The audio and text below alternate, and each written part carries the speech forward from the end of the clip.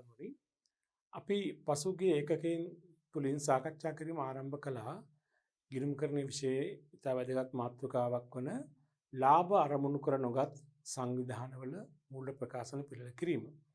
ඒ අපි පළවෙනි පරිච්ඡේදය තුලින් හඳුනා ගැනීමේ ක්‍රියාදාමයේ සාකච්ඡා කරමින් යන්නේ. ඉතින්ද අපි හඳුනාගත්තා ලාභ අරමුණු කර නොගත් සංවිධානවල සකස් කරන විශේෂ ගිණුම් කිහිපයක් පිළිබඳව. විශේෂ ගැලපුම් කිහිපයකුත් තියෙනවා.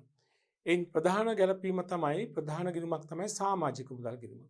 අපි සමාජික මුදල් ගිණුම සම්බන්ධව න්‍යායාත්මක කරුණු පහුගිය පාඩම් ඒකකයෙන් සාකච්ඡා කිරීම කළා. ඒ පිළිබඳ කරුණු අධ්‍යයනය කිරීම සඳහා අපි අභ්‍යාස කිහිපයකුත් සාකච්ඡා කළා.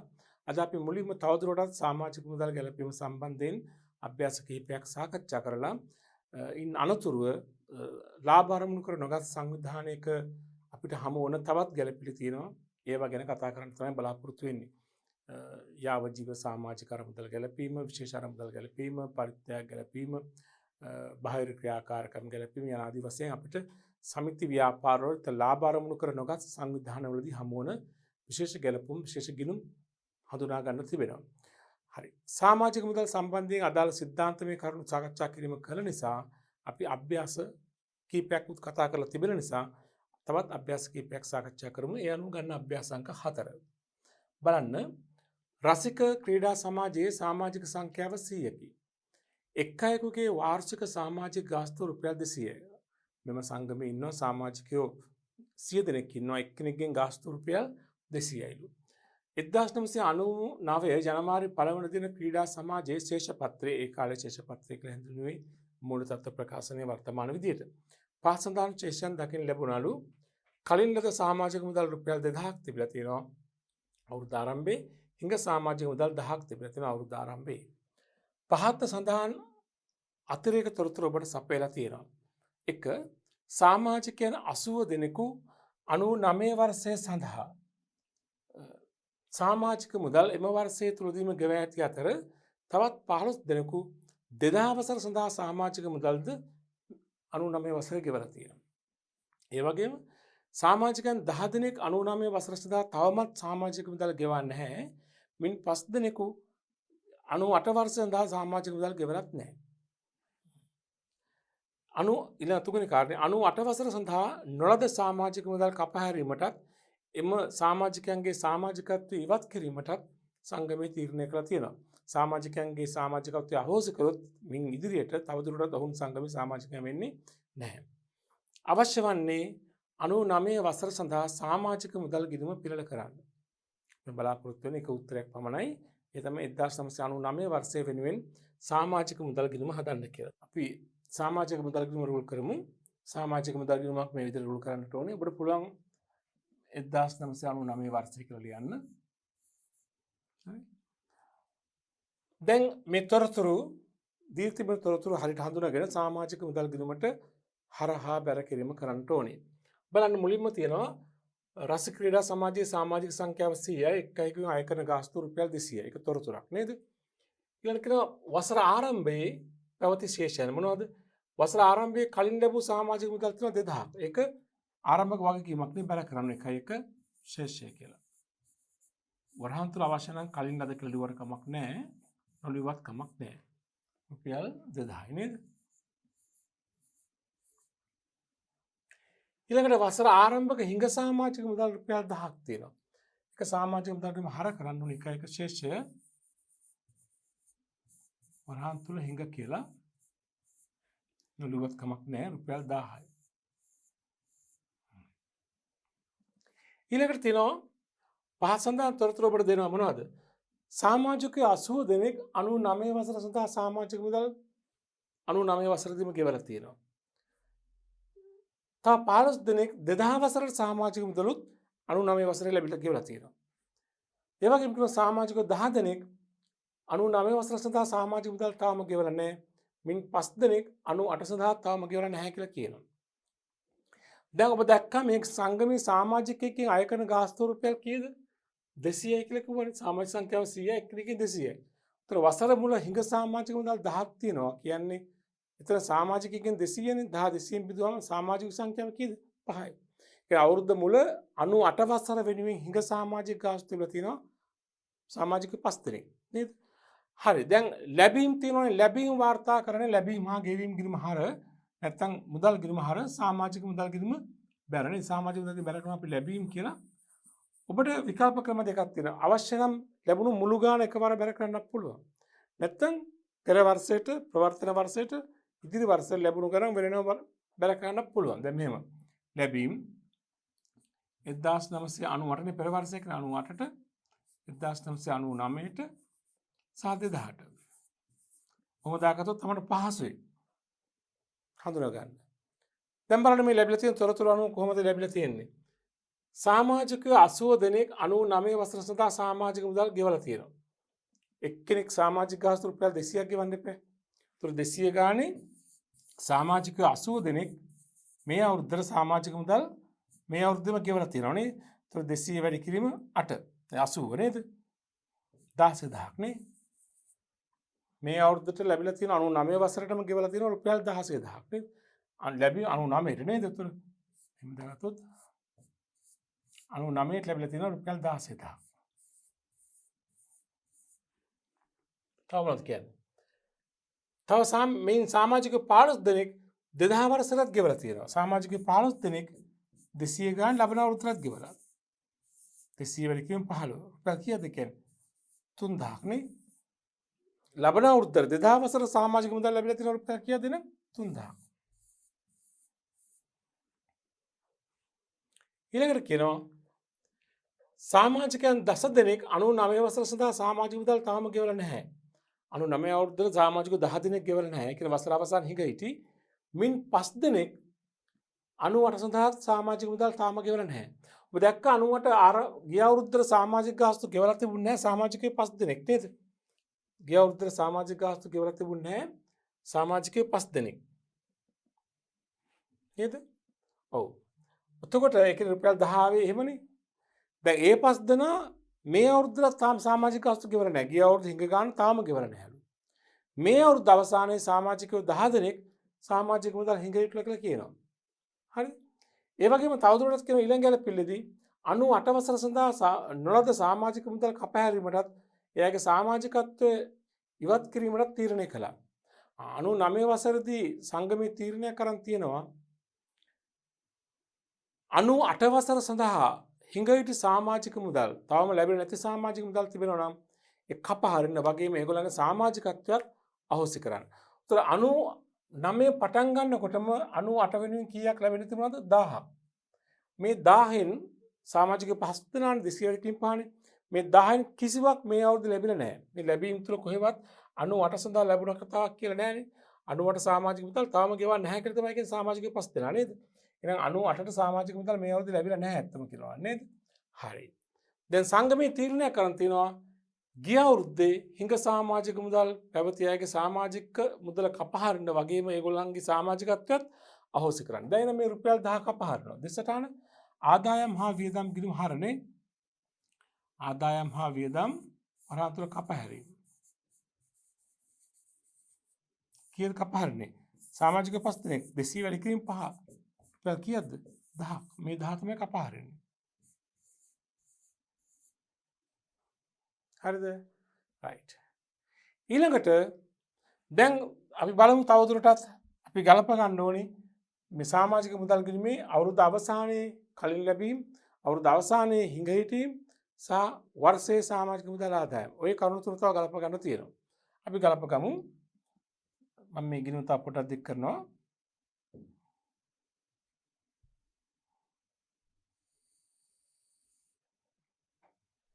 මේ එකතු කිරීමේ ගහලා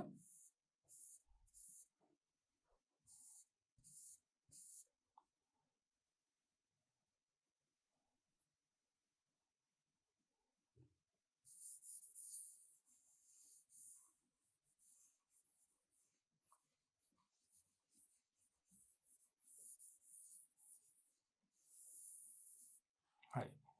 දැන් අවුරුද්ද අවසානයේ කලින් ලැබීම් කොච්චරද මෙතින්? ප්‍රවර්තන වර්ෂය තුල ඉදිරි වසර සඳහා ලැබුණු ගාන. ඉදිරි වසර සඳහා ලැබිලා තිනවා රුපියල් 3000ක් නේ. ඒක අවුරුදු අවසානයේ කලින් ලැබීමක්. අපි කලින් ලැබීමක් ලෙස වාර්තා කරන්න ඕන අවුරුදු අවසානයේ කලින් ලැබුණු සමාජික මුදල් එක්කෝ සමාජික මුදල් ගිණුම හර කලින් ලද සමාජික මුදල් ගිණුම බැර නැත්නම් මේ ගිණුමේ බැර පැත්තෙන් ඉහළට ගියනවා. ඉහළට ගියනවා වරහතුරු උන්නලිනවා කලින් ලද කියලා කියන ඉතින් 3000. මේ පැත්තෙන් පහළට දාන්න ඕනේ. පහළට ගෙන ශේෂය වරහතුරු කලින් ලද 3000 නේද? ඊළඟට තව වාර්තා කරන තුන අවුරුදු අවසානයේ හිඟීටි ගාන ඒ වගේම වර්ෂයේ සමාජික මුදල් ආදායම. දැන් සමාජික සංඛ්‍යාව දන්නවනම් එක් අයෙකුගෙන් අය කරන සමාජික ගාස්තුවක් දන්නවනම් අපිට පුළුවන් මේ අවුරුද්දේ සමාජික මුදල් ආදායම හඳුනා ගන්න. එක් අයෙකුගේ සමාජික ගාස්තුව වැඩි කිරීම සමාජික මුදල. නේද? එතකොට දැන් 99 වසර අවසානයේදී සමාජිකයෝ කී දෙනෙක් ඉන්නවද? දැන් ඔබ දුටුවා මෙන්න මෙහෙම කතන්දරයක්. ගිය අවුරුද්දේ සමාජිකයෝ 5 දෙනෙක් ගිය අවුරුද්දේ හිඟිටියානේ. ඒ අයගේ සමාජිකත්වය සමාජික මුදල් මේ අවුරුද්දේ කප හැරීම කළා. 5 දෙනාගේ. එහෙමනම් ඒ 5 දෙනාගේ සමාජිකත්වය අහෝසි කළානේ. එහෙමනම් දැන් තවදුරටත් ඒ අය සංගමේ සමාජිකයේද නැහැ. දැන් ගණනේ පටන් ගන්නකොට කිව්වා සමාජික සංඛ්‍යාව 100ක් ඉන්නවා කියලා. ඒ 99 වසර පටන් ගන්නකොට. නමුත් 99 වසර අවසාන වන විට සමාජිකයන් 5 දෙනෙක්ගේ සමාජිකත්වය ඉවත් කරලා තියෙනවා, අහෝසි කරලා තියෙනවා. දැන් එන 99 වසර අවසානයේදී සමාජික සංඛ්‍යාව කීයද? 95යි. ඒ 95 දෙනාගේ ආදායම තමයි ආදායම හා වියදම් ගිණුමට මාරු කරන්නට ඕනේ. අපි වාර්ෂික සමාජික ගාස්තුව සමාජික මුදල් ගිණුමෙන් ආදායම වියදම් ගිණුමට මාරු කරමු. එවිට ගිණුමේ වෙනස තමයි වසර අවසානයේ හිඟීටි ගන්න. හරි. අපි ලියමු පහලින් පෙර වැඩ මෙහෙම. මුලින්ම මෙහෙම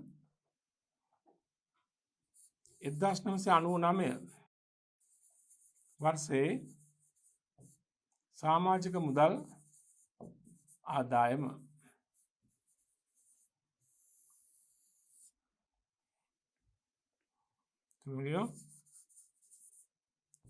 सामाजिक गणन कियद 100ක් අඩු කළා.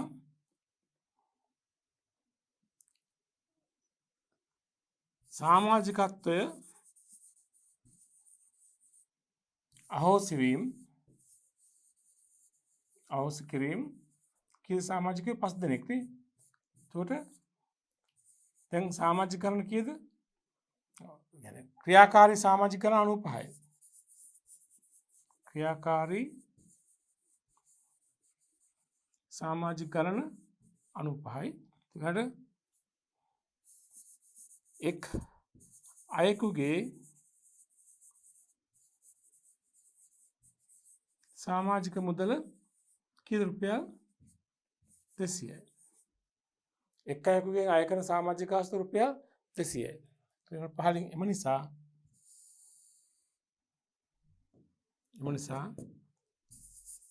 सामाजिक मुदल ආදායම කීයද? 95 වැඩි කිරීම 200. 95 වැඩි කිරීම 200 කීයද රුපියල්? 19,000 නේ. මේ වසරේ සමාජික මුදල් ආදායම රුපියල් කීයද? 19,000ක් වේද. ඒ 19,000 තමයි අපි මාරු කරන්න ඕනේ සමාජික මුදල් ගිණුමෙන් ආදායම් හා වියදම් ගිණුමට. සමාජික මුදල් ගිණුම හර වෙන්න ඕනේ 19,000ක් ආදායම් හා වියදම් කියලා. එතන හර ආදායම් හා වියදම් ගිණුම බැර. දැන් මේ සමාජික මුදල් ගිණුමේ වෙනසක් ඒ අවසානයේ ඒ තමයි අවුරුදු අවසානයේ හිඟිටි ගන්න. දැන් බලමු කීයද කියලා. හර පැත්ත වැඩි හර පැත්ත එකතු 20යි 23යි. 23 බැර පැත්තට දැම්මම මෙතන එන වෙනස එක තමයි හිඟිටි ගන්න අවුරුදු අවසානයේ. පහළට ගෙන ගිය ශේෂය අනන්තර හිඟ. කීයද බලන්න.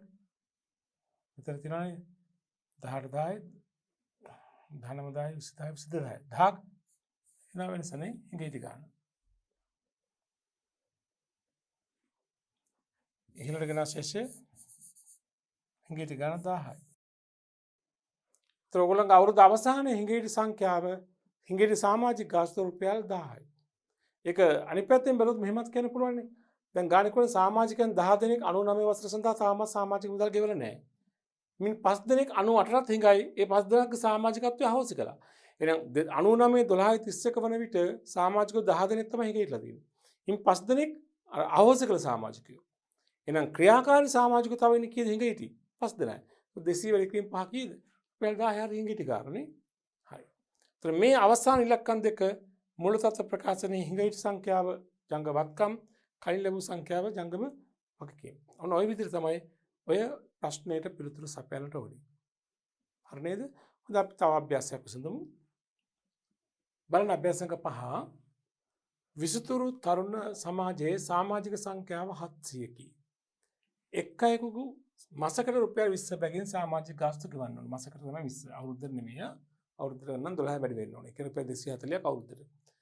2012 වර්ෂයේදී 2013 වසර සඳහා ලද සමාජික මුදල් 6400කි. එතකොට 2012 වසරේදී 2013 වසර සඳහා ලැබුණු සමාජික මුදල් කියන්නේ 2012 වසර අවසානයේ කලින් ලැබූ සමාජික මුදල් නැත්නම් 2013 වසර ආරම්භයේ කලින් ලැබූ සමාජික මුදල්. ඒ වගේම 2012 දෙසැම්බර් 31 දිනට හිඟ සමාජික මුදල් 23200යි. 2012 කියන්නේ මේ ගිය අවුරුදු පසුගිය වර්ෂය. ප්‍රවර්තන වර්ෂය 2013. ඒ වගේම කියනවා 2013 වසර තුලදී ලැබුණු සමාජික මුදල් රුපියල් 1,48,000කි. ඒ තුල 2012 වසර සඳහා ලැබුණු ගාණ 8,10යි. 2014 සඳහා කලින් ලැබුණු ගාණ 6,10යි. පෙර වසරේ හිඟ සමාජික මුදල් වලින් 50% කපහරන තීරණය කළාලු. සියලු ආදායම් උපචිත පදනම මත වාර්තා කිරීම කරන්න. සාමාන්‍ය සංගමික ආදායම් වියදම් වාර්තා කරන උපචිත පදනමට මුදල් පදනමට නෙමෙයි. ඒ නිසා තමයි සමාජික මුදල් ගැලපීම උපචිත පදනමට ගලපන නිසා තමයි හිඟ සමාජික මුදල් කලින් ලැබූ සමාජික මුදල් අපි වාර්තා කරන්නේ. අපි ඉල්ලන්නේ මේ වසරේ සමාජික මුදල් ගිණුම සාදන්න කියන්නේ. මේ වසර කියන්නේ මොකද්ද වර්ෂය? 2013. ඒතර සමාජික මුදල් ගිණුමක් මුලින්ම රෝල් කරලා මේ අපි හදන්නේ 2013 වර්ෂයේ වෙනුවෙන් තමයි සමාජික මුදල් ගිණුම. તો 2012 කියන්නේ පෙර වර්ෂය, 2014 කියන්නේ ඉදිරි වර්ෂය. දැන් මුලින්ම අපි වසර ආරම්භක හිඟ සමාජික මුදල් වසර ආරම්භක කලින් ලැබූ සමාජික මුදල් වාර්තා කරන්න මේ තියෙන්නේ. 2012 දී 2013 වසර සඳහා ලද සමාජික මුදල් 6400. මොකක්ද කිව්වේ? වසර පටන් ගන්නකොටම කලින් ලැබූ සමාජික මුදල්. તો සමාජික මුදල් ගිණුමට බැර වෙන්න ඕනේ. 1 ශේෂය කියලා. නවරහන්තුර කලින් ලද කියලා ලියන්න පුළුවන්. 6400ක්.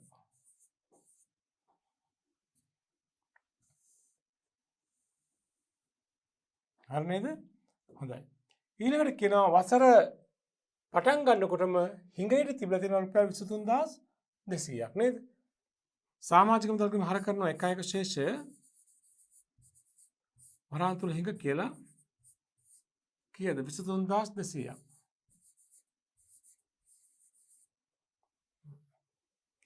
ඊළඟට කියනවා මේ වසර තුලදී ලැබිලා තියෙන සමාජික මුදල් ඔක්කොම 1,48,000ක්. හැබැයි 1,48,000 තුල තිබෙනවා ගිය අවුරුද්දට ලැබිලා තිබුණු ගාණ, මේ අවුරුද්දේ ලැබුණු ගාණ සහ ලබන අවුරුද්දේ ලැබුණු ගාණ. ඉතින් කොහොම නමුත් ඔය මුළු ගාණම සමාජික මුදල් ගිණුම බැර වෙන්න ඕනේ. අපිට පුළුවන් ලෙහෙසියට ඒක විශ්ලේෂණය කරලා පෙර වර්ෂයේ මේ වසර ලබන අවුරුද්දේ ලැබුණු ගාණ වෙනම වාර්තා කරන්න. එකවර වාර්තා කළත් හරි. ලැබීම් 2012 වර්ෂය, 2013 වර්ෂය, 2014 වර්ෂය. මෙහෙම කිරීමෙන් පොඩි පහසුවක් තියෙනවා ගැලපීම් කරන්න. එකවර වාර්තා කළත් සම්පූර්ණයෙන්ම නිවැරදියි. එතකොට මේ ලැබිලා තියෙන 1,48,000 මුළු ගාණ. එකෙන් ගිය අවුරුද්දට කීයක් ලැබිලාද මේ තියෙන්නේ? 2012 වසර සඳහා ලැබිලා තියෙනවා කීයද? 8,000ක්. 2012 වසර සඳහා 23200ක් ලැබෙන්න තිබුණා. ඒකේ 8,000ක් ලැබිලා. 2012 ලැබීම් තියෙනවා 8,000ක්. හරි. ඒ වගේම කියනවා 2014 වර්ෂයට ලැබීම් තියෙනවා 6,000ක්. ලබන අවුරුද්දට 6,000ක් ලැබිලා තියෙනවා. එහෙනම් මේකේ ලබන අවුරුද්දේ ලැබුණු ගාණ 6,000 2014 ඉස්සරහට ලියන්න. එහෙනම් 2013ට කීයක් ලැබිලාද? ඒක පොඩ්ඩක් අපි ගණනය කිරීමක් කළා හොයාගමු. සම්පූර්ණ ගාණ 1,48,000ක් ලැබිලා තියෙනවා. අවුරුදු 3ටම නේද? එකෙන් 8,000ක් ගිය අවුරුද්දට 6,000ක් ලැබෙන අවුරුද්දට. ඒ කියන්නේ 8,000 14,000ක් මේ 2013ට නෙවෙයි. ඒ 14,000 අයින් කළාම 2013 ලැබුණු ගාණ මෙන්න 1,34,000. 2013 වර්ෂයට ලැබුණු ගාණ 1,34,000. දැන් මේ තුනේ එකතුව ගත්තාම 1,48,000 තමයි. 144 දහම බැර වුණා තමයි. නමුත් අපි වෙනම ගත්තා. ඊළඟට කියනවා පෙර වසර හිඟ සමාජික මුදල් වලින් සිර 50ක් කපාරන්න තීරණය කළා. ළමයි සමාජික මුදල් කපහැරීමයි සමාජිකත්වය අවශ්‍ය කිරීම කියන්නේ දෙකක්. සමාජිකත්වය අවශ්‍ය කිරීමක් අභ්‍යාසය අපිට තීරණයක් අරගෙන නොකියුවොත් අපි එහෙම කරන්න යන්න අවශ්‍ය නැහැ. සමාජික මුදල් කපාරන්න පුළුවන්. සමාජිකත්වය අවශ්‍ය කරොත් මින් ඉදිරියට යා සමාජිකෙක් නෙවෙයි. උතර වාර්ෂික සමාජික මුදල් ආදායම ගන්නකොට එයාගේ සමාජිකත්වය අයින් කරනවා අපි. නමුත් සමාජිකත්වයේ කපහැරීම තීරණය කරන්නේ ආයතනයේ පාලක සභාව. ඒගොල්ලෝ තීරණයක් කරන්නේ නැත්නම් අපි ඒ දේ කරන්න යන්න අවශ්‍ය නැහැ. සමාජික මුදල් කපාරන්න පුළුවන් අපිට.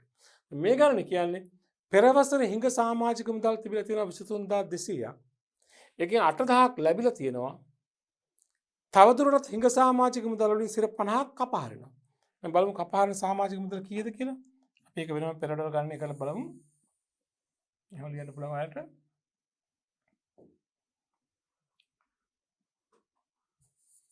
කපහරීම්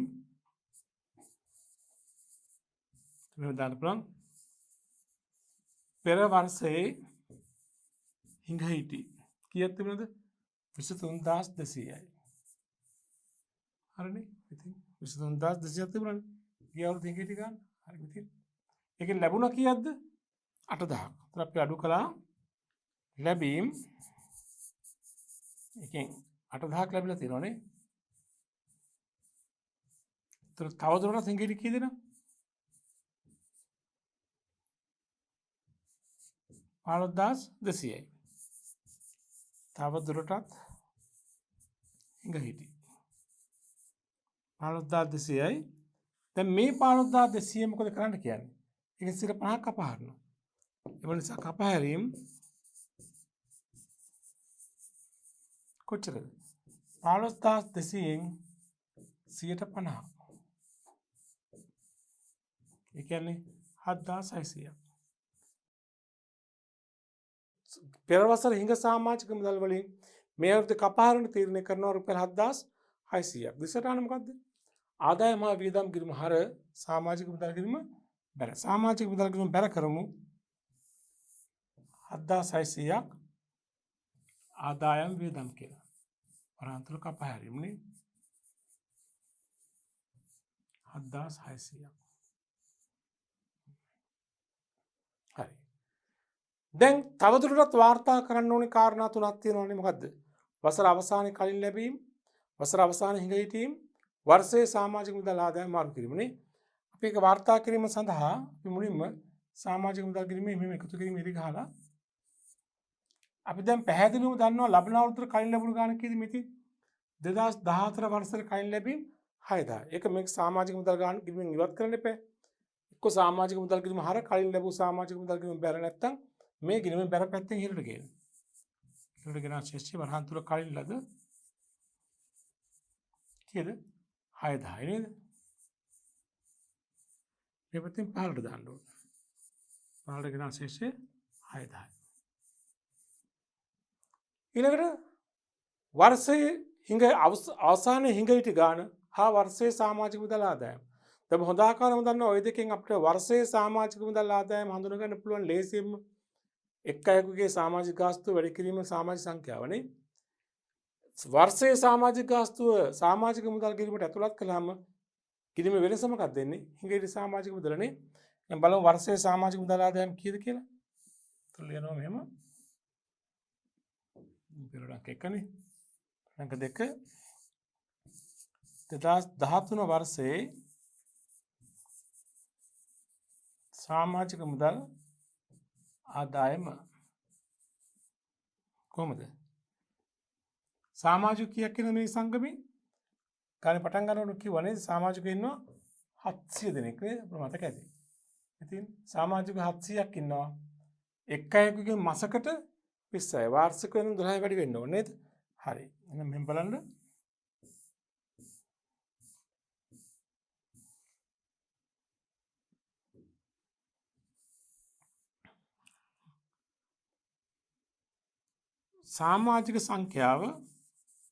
සමාජික සංඛ්‍යාව 700යි. වාර්ෂික සමාජික මුදල කීයද? මාසකට 20යිනේ 20 වැඩි කිරීම 12. 240යි. එම නිසා සාමාජික මුදල් ආදායම 240 වැඩි කිරීම 700. 240 වැඩි කිරීම 700 බලන්න උත්තරේ කීයද කියලා? 240 වැඩි කිරීම 700. කී දෙන්නේ? 1,68,000. රුපියල් 1,68,000. එන වාර්ෂික සමාජික මුදල් ආදායම.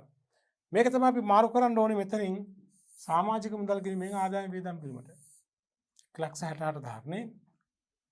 1,68,000ක් සමාජික මුදල් කිරීම හර ආදායම් හා වියදම් කියලා නේද? එවිට ගිණීමේ වෙනසක් එයි. ඒ තමයි වසර අවසානයේ හිඟ ගන්න. දැන් බැලු බලමුට පේන හර පැත්ත වැඩි හර පැත්ත එකතු කරලා බලන්න. 0.2 8යි 3 11යි 6යි 17යි කකතුයි 3යි 6යි 9යි එකයි නේද? 1,97,200 නේ. 1,97,200 හර 1,97,200 බර පැත්තට දාගන්න. මෙන්න මෙතන වෙනසක් ඒ තමයි වසර අවසානයේ හිඟ ඉති ගන්න. පාරගෙන ශේෂ්‍ය වරහන් තුල හිඟ ඉතිනේ. කීයද බලන්න වෙනස? 0.4යි 10යි 2යි 12 එකක් ඉතුරුයි.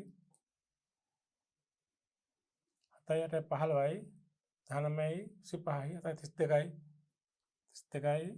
5යි 37යි නේද? එකක් ඉතුරුයි. 4යි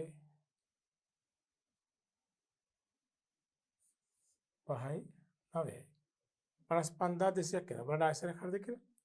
තව 0.6 7 10 2 12 එකක් ඉතුරුයි. 7යි 15යි 19යි 25යි 37යි තුනක් ඉතුරුයි. 6යි 35,000 නේ. 35,200ක් ශේෂය නේද? ඊළඟට ගෙන ශේෂය වරහන් හිඟ 35,200. අවුරුදු අවසානයේ හිඟ සමාජික මුදල. දැන් Tamanට ඒ උත්තරේ හරිද කියලා දැනගන්න තව ක්‍රමයක් තියෙනවා. ක්‍රමයක් දක්වන්නේ කොහොමද අවුරුදු අවසානයේ හිඟේ සංඛ්‍යාව හරියටම දැනගන්න අනික් ක්‍රමය. දැන් ගිය අවුරුද්දෙන් තවදුරටත් හිඟේ ගාන මේ අවුරුද්දේ හිඟේ ගාන එකතුව. පෙර වසරෙන් හිඟේ හිටිය 3,200ක් 8,000ක් ලැබුණා. තව 15,600ක් හිඟේ හිටියා 7,600ක් අපහැරියා. ඒතර පෙර වර්ෂයෙන් තව කීයක් හිඟේ හිටියද? 7,600 පෙර වර්ෂයෙන්. හරිද? මේ අවුරුද්දට සමාජිකයෝ ඉන්නවා 700ක් එක්කෙනෙක්ගෙන් 240යි 1,68,000යි 1,68,000න් කීයක් කලින් මේ අවුරුද්ද කලින්ම ලැබුණාද?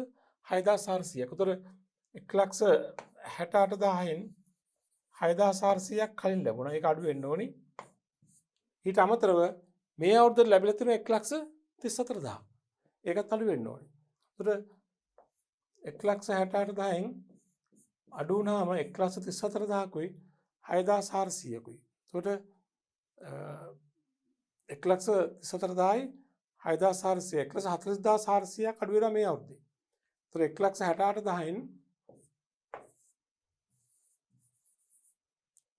1,40,400ක් ලැබිලා නේ. ඒතර මේ අවුරුද්දෙන් තව කීයක් එන්නද කියලා මේ අවුරුද්දට?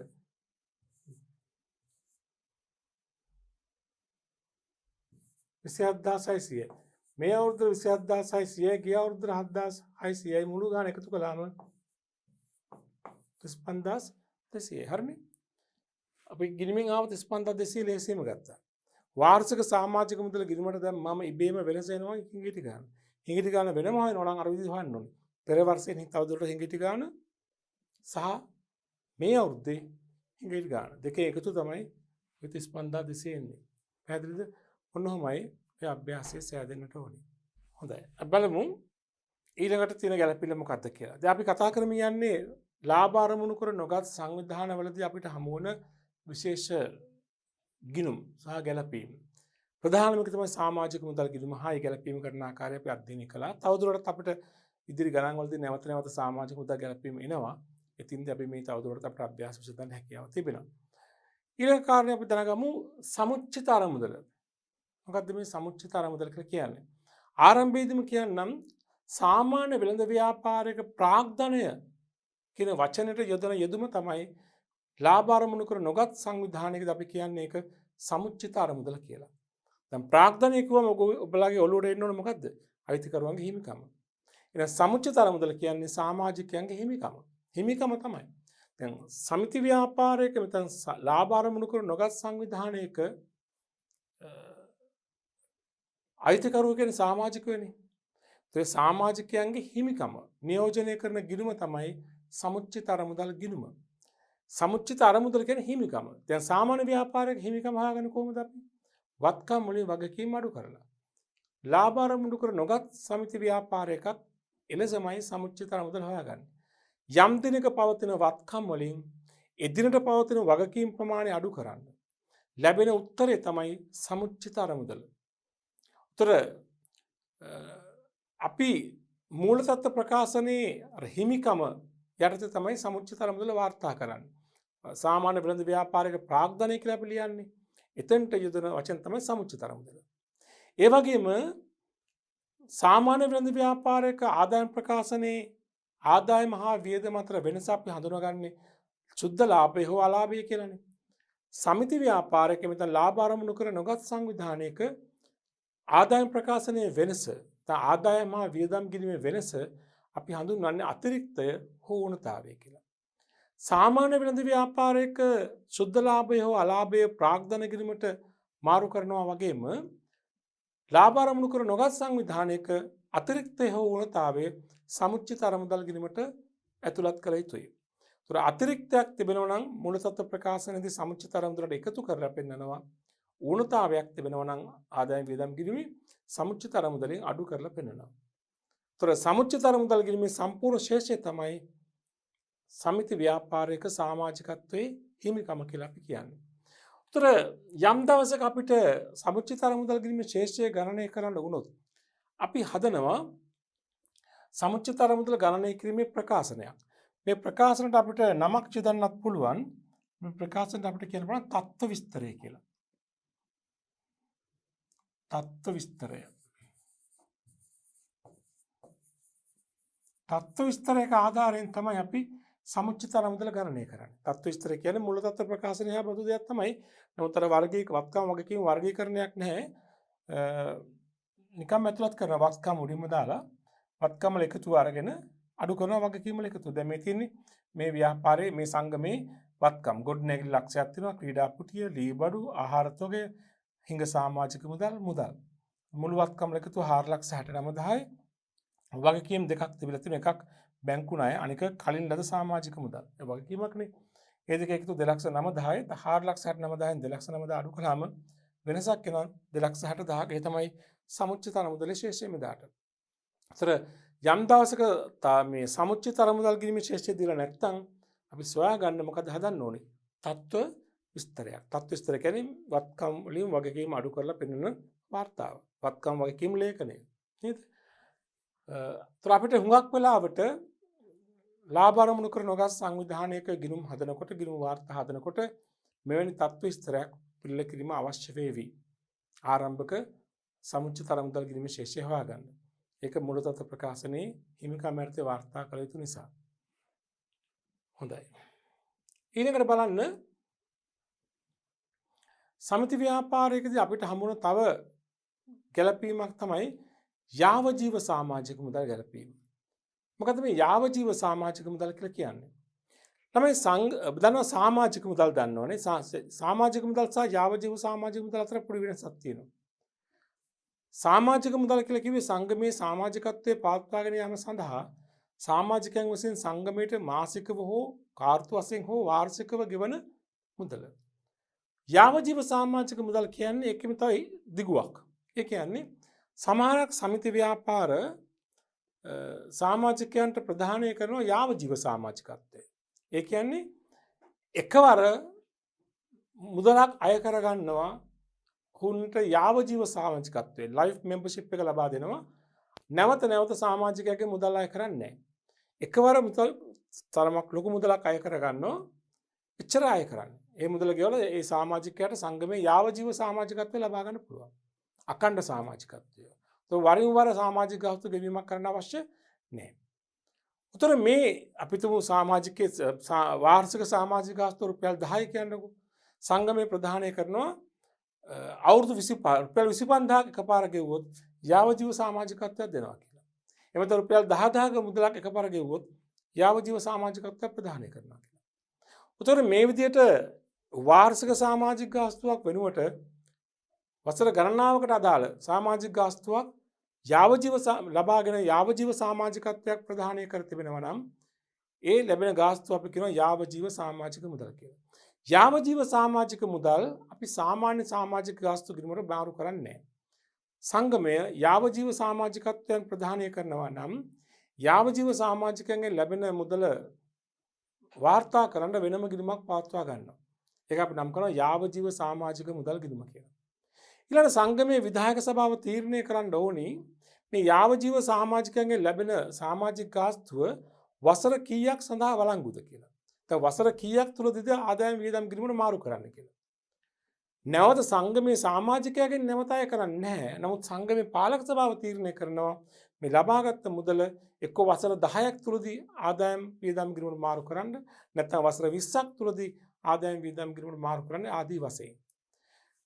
එසේ සංගමයේ තීරණය කරනු ලබන ප්‍රමාණය වාර්ෂික වසරකට මෙන්න අවුරුදු සංගමයේ යාවජීව සමාජිකයන්ගෙන් ලැබුණු ගාස්තුව වසර 10කද වළංගුයි කියලා කිව්වොත් එහෙනම් 10න් එකක් වසර 10ක් තුලදී වරින් වර යාවජීව සමාජික ගාස්තු ගිණුමෙන් ආදායම් වියදම් ගිණුමට වාර්ෂික වාරිකේ මාරු කරන්නට ඕන. ලැබිච්ච මුළු මුදල ලැබීම් හා ගෙවීම් ගිණුම හර යාවජීව සමාජික මුදල් ගිණුම බැරයි. වර්ෂයට අදාළ වාර්කය සංගමයේ විධායක සභාව තීරණය කළ පරිදි වර්ෂයට අදාළ වාර්කය යාවජීව සමාජික ගාස්තු ගිණුමෙන් ආදායම් වියදම් ගිණුමට මාරු කරන්න ඕනේ. ඒතර යාවජීව සමාජික ගාස්තු ගිණුම හර කරලා ආදායම් වියදම් ගිණුමට බැර කරනවා. නැත්නම් ආදායම් ප්‍රකාශනට බැර කරනවා. යාවජීව සමාජික මුදල් ගිණුමේ තවදුරටත් පවතින ශේෂය ඒක අපි අරගෙන යනවා මූල තත්ත්ව ප්‍රකාශනයට. මූල තත්ත්ව ප්‍රකාශනයේ සමුච්චිමිකම යටතේ සමුච්චිතර මුදල වාර්තා කරන්නේ ඊට පහලින් අතිරික්තයක් උහ උණුතයක් ගලපෙන් පස්සේ ඊට පහලින් තනවා යාවජීව සමාජික මුදල් ගිණුමේ ශේෂය. ඒක එක්තරා ආකාරයක සමාජිකත්ව හිමිකමක් තමයි. හිමිකම කොටස තමයි වාර්තා කරන්නේ සමුච්චිත අනුමුදලට පහලින්. පැහැදිලිද? හොඳයි. ওই විදිහට තමයි යාවජීව සමාජික මුදල් ගැලපීමක් අපි කරන්නේ. බලන්න පුංචි අභ්‍යාසයක් අපි කරමු. බලන්න අභ්‍යාස අංක 6. ශක්ති සංසදයේ සමාජිකයන්ට යාවජීව සමාජික මුදල් ක්‍රමය හඳුන්වා දී ඇත. එයන රුපියල් 10000ක මුදලක් ගෙවීමෙන් යාවජීව සමාජිකත්වයක් එකවර ලබා ගන්න පුළුවන්. සංගමයේ මෙම යාවජීව සමාජික මුදල වසර 20ක් තුලදී කපා හරිනවා. ඒ කියන්නේ වසර 20ක් තුලදී කොටස් වශයෙන් තමයි ආදායම්සේ හඳුනාගන්නේ. 2013 වර්ෂයට අදාළ තොරතුරු මෙහෙමයි. 2013 1 දිනට යාවජීව සමාජිකයෝ 60 දෙනෙක් සිටි අතර යාවජීව සමාජික මුදල් ශේෂය රුපියල් ලක්ෂ 3යි. අවුරුද්ද පටන් ගන්නකොටම යාවජීව සමාජිකයෝ 60ක් විතර තියෙනවා. 60 දෙනෙක් ගිණුමේ තිබිලා තියෙන රුපියල් ලක්ෂ 3ක ශේෂයක්. 2013 වර්ෂය තුලදී නව යාවජීව සමාජිකයන් බඳවා ගැනීම තියෙන 10 දෙනෙක්. අලුතින් 10 දෙනෙක් අරගෙනක් තියෙනවා. ඔබෙන් ඉල්ලන්නේ 2013 වසර සඳහා යාවජීව සමාජික මුදල් ගිණුම හා මූල්‍ය ප්‍රකාශන උද්ෘතයන්. හොඳයි. අපි දැන් අවශ්‍ය දේවල් රුල් කරමු. යාවජීව සමාජික මුදල් අපි අහන්නේ 2013 වසර සඳහා යාවජීව සමාජික මුදල් ගිණුමයි මූල්‍ය ප්‍රකාශ උද්ෘතයන් නේද? යාවජීව සමාජික මුදල් ගිණුම මේක 2013 වර්ෂයේ නේද? මේ අහන්නේ. සහ වසර අවසානයේ මූල තත්ත්ව ප්‍රකාශනය නේද? දැන් බලන්න මේ ගණන කිව්වා ශක්ති සංසදයේ යාවජීව සමාජික මුදල් සඳහා එකවර ගෙවන්න ගන්න රුපියල් කීයද? 10000යි. සංගමයේ තීරණය කළා තියෙනවා මේක අවුරුදු 20ක් තුල තමයි කපහරින්නේ. කියන්නේ ආදායම් වියදම් කිරීමට ආදායම් ලෙස හඳුනාගන්නේ එක අවුරුද්දකට 20 එකක්. යාවජීව සමාජික ගාස්තු රුපියල් 10000 විදුවා 20 රුපියල් 500ක් එක අවුරුද්දකට කපාගන්නේ. වසරේ ආදායම් වශයෙන් නේද?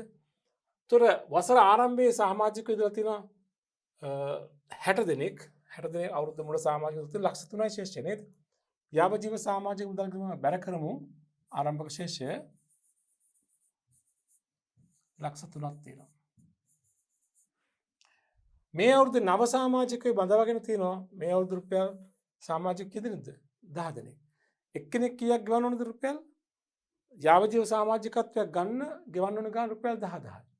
එහෙනම් 10000 ගාන මේ අවුරුද්ද ලැබිලා තියෙනවා 10ව 10ක්. මොකද නව සමාජිකයෝ 10 දෙනෙක් ලබාගෙන තියෙනවා. බඳවාගෙන තියෙනවා. එහෙනම් ලැබීම් යාවජීව සමාජිකත්වයෙන් බලකාන ලැබීම් කියලා 10 වැඩි කිරීම 10. එකෙන් ලක්ෂයක්. 10 වැඩි කිරීම 10. දැන් ඔක්කොම යාවජීව සමාජික මුදල් ගෙවීමේ තියෙනවා ලක්ෂ 4ක්. මේ ලක්ෂ 4න් මේ අවුරුද්දේ ආදායම් වියදම් ගෙවීමට මාරු කරන කීයක්ද? යාවජීව සමාජික මුදල් සඳහා ලැබෙන ගාන වසර 20ක් පුරා තමයි ආදායම් වියදම් ගෙවීමට මාරු කරන්නේ. ඒතර අපි වෙනම ලිව්වොත් 2013 වර්ෂයේ යාවජීව සමාජික මුදල් ආදායම කොච්චර කොහොමද ගන්නෙ?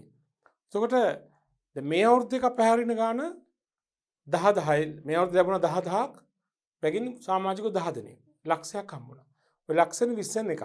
මේ අවුරුද්ද කපාන ගාන අවුරුදු මුලත් කපාන ගාන වෙන ලක්ෂ 3ක් තියෙනවා සමාජික 60 දෙනෙක් ඉන්නවා. ඒතර එක් අයෙකුගෙන් වාර්ෂිකව කපා ගන්න ගාන වෙන්නේ මුළු ගණනෙන් රුපියල් 20 එකක්නේ.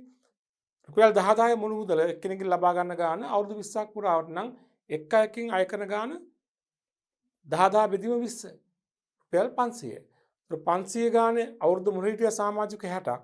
එහෙනම් 500 ගාන 60ක් සහ මේ අවුරුදු බඳව ගත්තා 10ක් 500ව 10ක් නේ.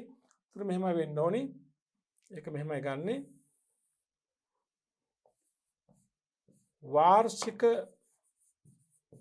වාරිකය 10000 බෙදීම 20 නේ. 10000 20න් බෙදුවම කීද රුපියල් 500යි. ඒතර යාවජීව සමාජික ගණන කීයද? 60 ධන 10. 60ක් අවුරුදු මුල හිටිය 10ක් මේ අවුරුදු බදගත ඔක්කොම කී දෙනෙක්? 70යි. එම නිසා යාවජීව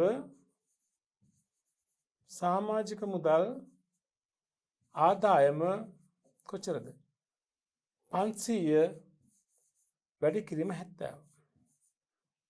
එක්කෙනෙක්ගෙන් 500 යාවජීව සමාජික ඔක්කොම ඉන්න 70ක් නේ. 500ව 70ක්. රුපියල් 3000 කීයද? 500ක් නේද? යාවජීව 570ක් 35000ක් කරනවා නේද? 35000ක්. 35000ක් මේ අවුරුද්දේ වාරිකයේ වශයෙන් හඳුනාගෙන මාරු කරන්නට ඕනේ. 35000ක් නම් යාවජීව සමාජික මුදල් ගෙවීම හර 35000ක් ආදායම් හා වියදම් කියලා නේ. ආදායම් හා වියදම් කෙනෙක්ගෙන් 500 කපාගෙන ගන්න 500ව 70 දෙනෙක් ගෙන්නේ. ආදායම් හා වියදම් ගෙවීම අපෙන් අහලා නැහැ. ඒක ආදායම් වියදම් ගෙවීමට මාරු වෙන්නට ඕනේ. එතකොට යාවජීව සමාජික මුදල් ගෙවීම අවුරුදු අවසානයේ තුලනය කරන්න. තුලනය කරලා ඉතිරි ගාන ගන්න ඒක තමයි මුලතත් ප්‍රකාශනට යන්නේ. ඒතර බලන්න 4 ලක්ෂයයි බැර එකතුව